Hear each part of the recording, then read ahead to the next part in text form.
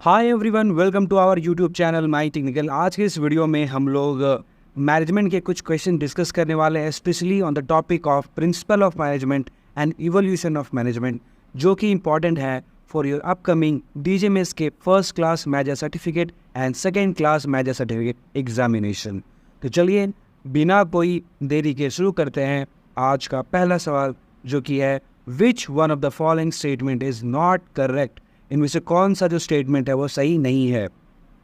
Option A, management is a goal oriented process, management is a continuous process, management is a dynamic process, and option number D, management is a rigid process.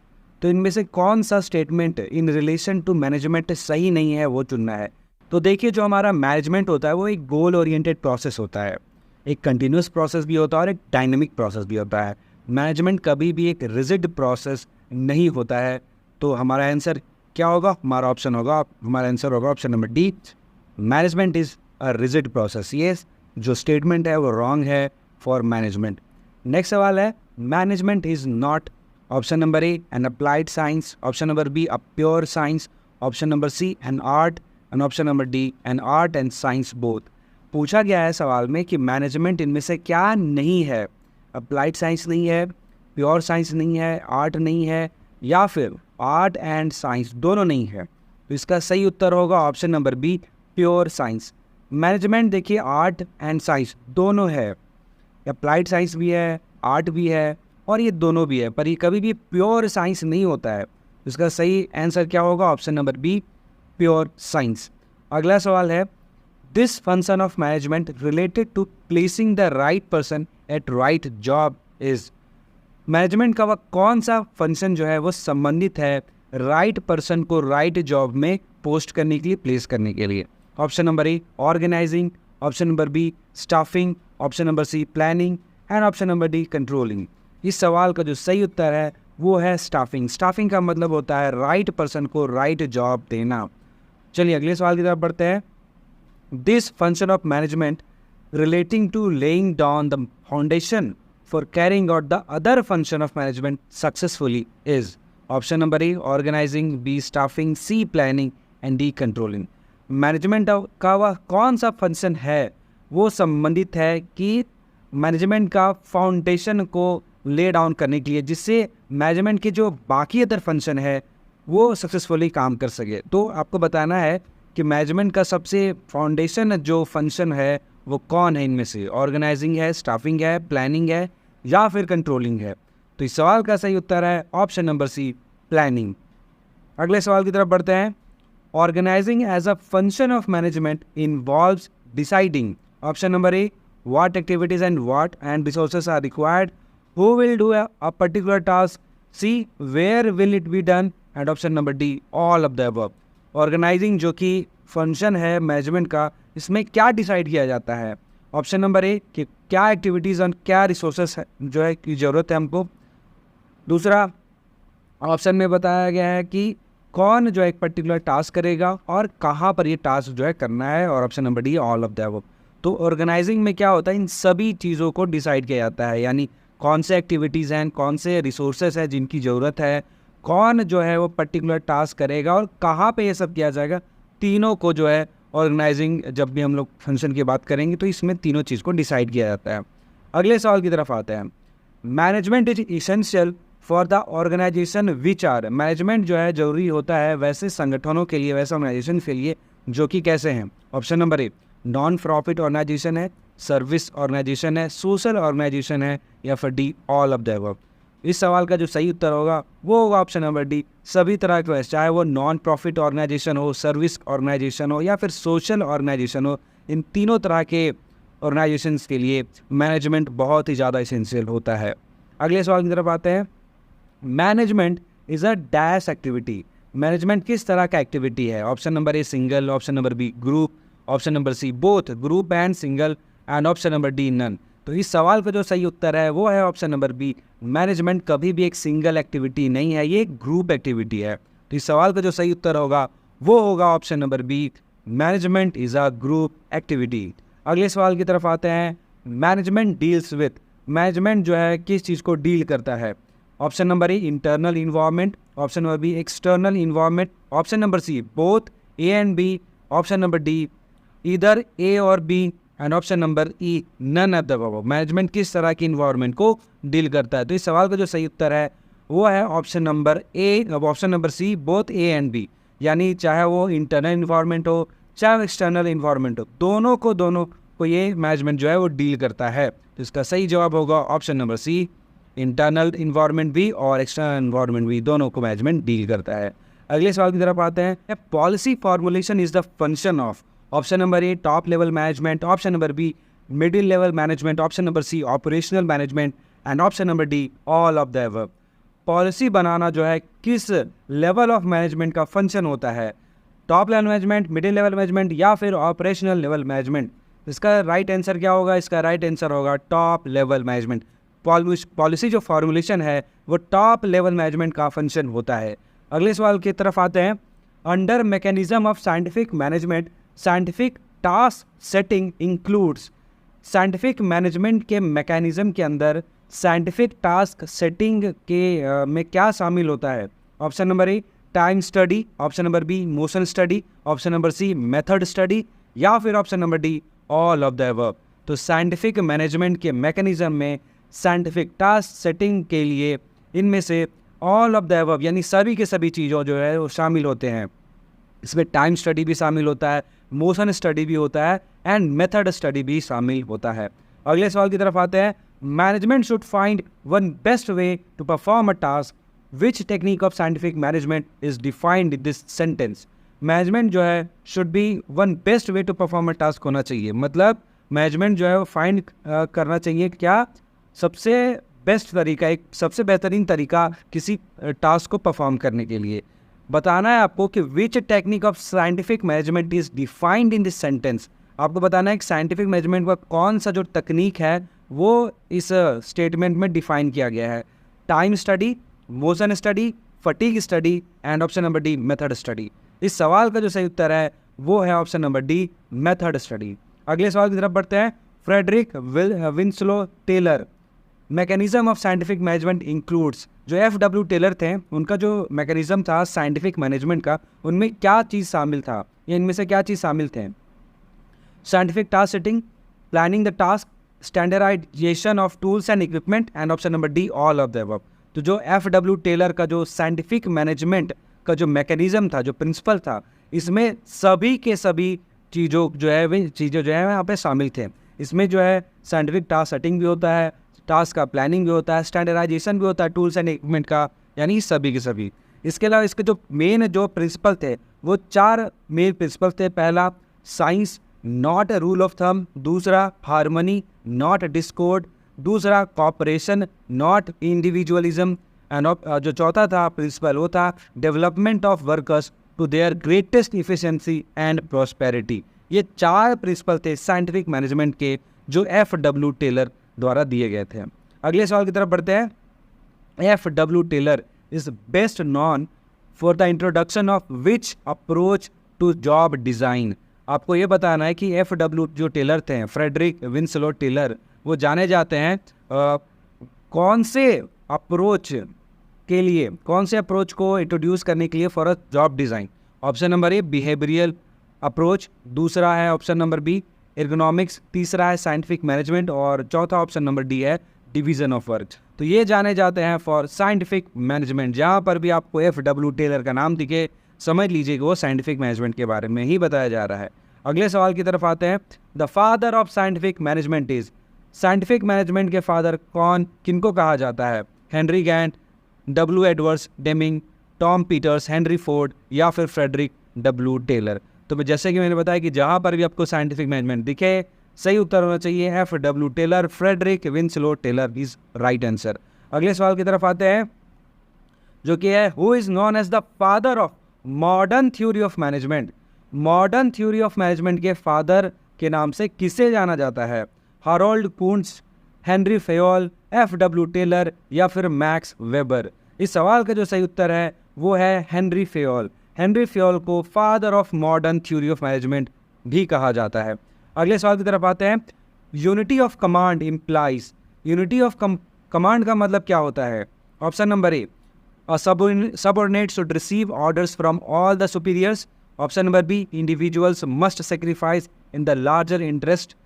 Option number C, be accountable to one and only one superior. And option number D, none of these. देखिए unity of command का मतलब simple, unity का मतलब होता है एक, और command का मतलब होता है कि ऑर्डर।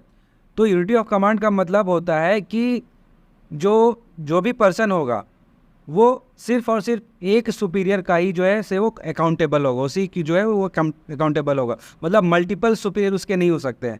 उसको जो है ऑर्डर सिर्फ एक सुपीरियर से मिलेगा और उसको इससे फॉलो करना है, और वो अकाउंटेबल भी उसी सुपीरियर ऑफिसर्स या सुपीरियर जो बोल सकते हो ऑफिशियल या उसके लिए होगा। तो इसका सही जवाब क्या होगा? Option number C, be accountable to one and only one superior. यहाँ पर आप देख सकते हैं डायग्राम से आपको समझ में आ रहा है, एक ग्रुप ऑफ पीपल के लिए सिर्फ एक ही सुपीरियर है और वही ऑर्डर दे रहा है, और ये लोग भी जो है तीन जो ग्रुप्स यहाँ पे हैं वो जो है अकाउंटेबल इसी सुपीरियर ऑफिसर्स के लिए हैं।